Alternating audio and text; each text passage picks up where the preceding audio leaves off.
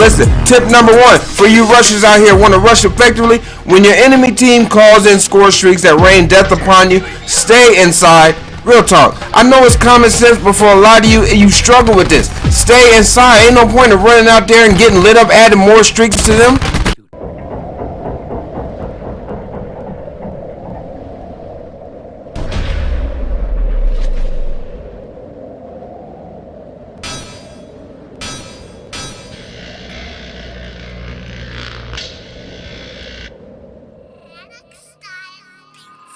What's going on, everybody? This is JMO back again, and what you saw in the beginning was a little animation with my boy Jimmy Dean giving some tips on how to rush effectively.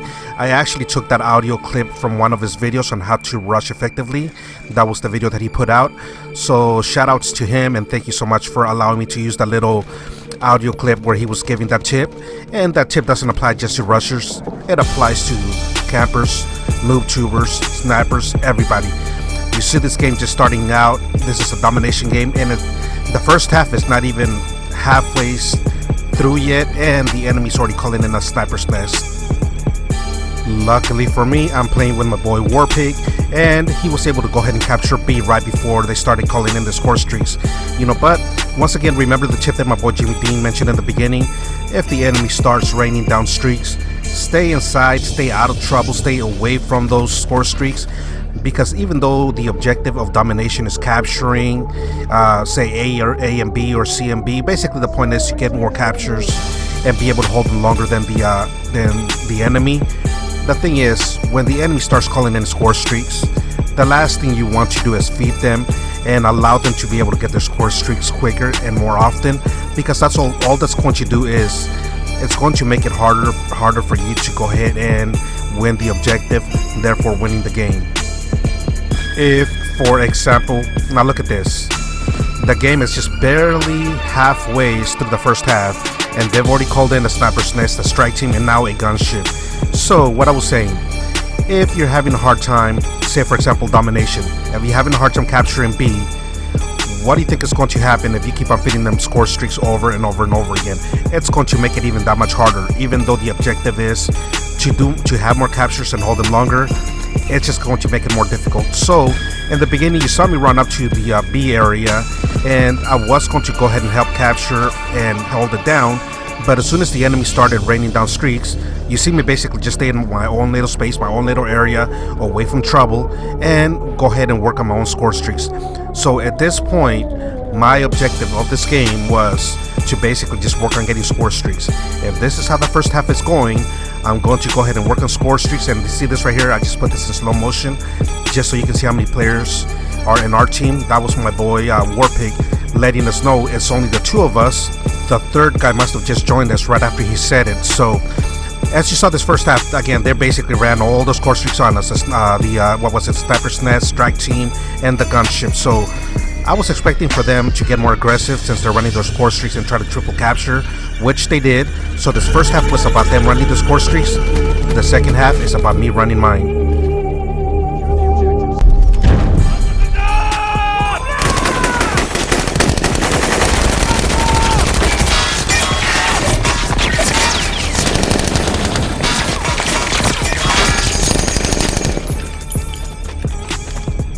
My turn. Now the second half is going to be more of the same. I'm just basically going to be camping it out for my score streaks. So if you hate campers, you're really going to hate this video and this second half as well. So what I was telling my boy Warpig right before the second half was about to start, that is if he's going to go after B, to wait a few seconds to let me call him a thresher, and as soon as it starts going in, for him to go ahead and go after that capture. This way the thresher will go ahead and give him some support.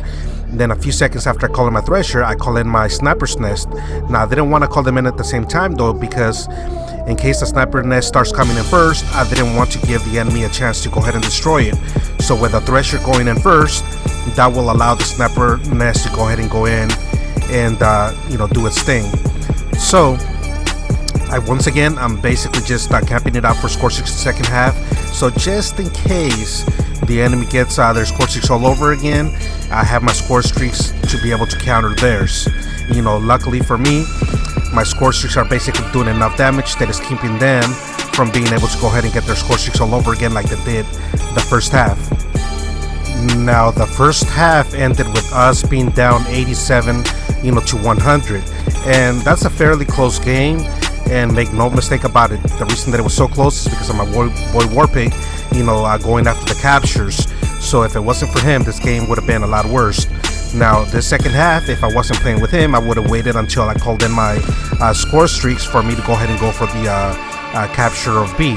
But luckily for me, since I have him playing with me, he's basically doing all the dirty work for me and allowing me to just basically be able to work on my score streaks to be able to allow me to help him out by giving them that kind of support with my score streaks.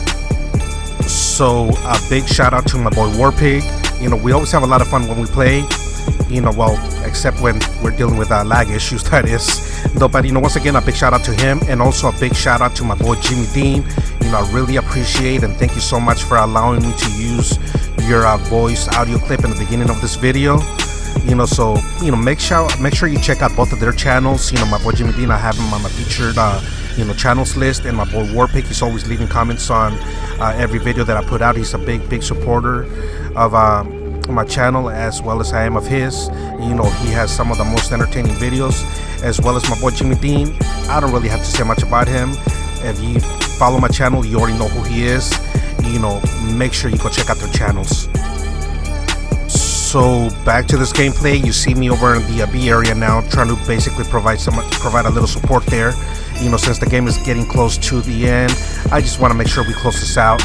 Now, going back to the original tip, once again, if the enemy starts, are running their score streaks, stay away from them. I know that people try to play the objective to try to go for the win, which is what you're supposed to do. But at the same time, if the enemy's running score streaks and you're feeding them over and over and over again, those score streaks of the enemy is going to make it harder for you to play the objective and make it difficult to win. So, I hope you guys enjoyed this gameplay. Thank you so much for watching. I really appreciate you guys taking your time to, watch this. Let me know what you guys think of this video, and I will catch you all later.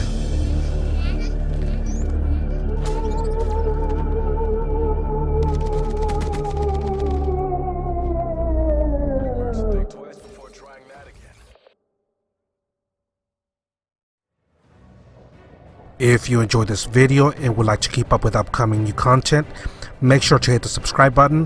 Thanks again for watching, and I will catch you all soon.